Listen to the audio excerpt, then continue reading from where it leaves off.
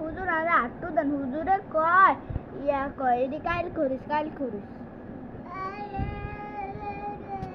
Hello guys আসসালামু আলাইকুম আমি এখন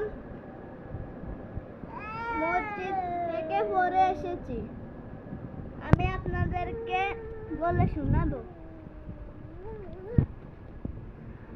আফারি কান্তাক তুলুনা কলু কুলুবুনা গুলকুন বাল্লানা হুমুল্লাহু বিকুফরিহিম ফাকালিলাম মা ইয়ামিনুন।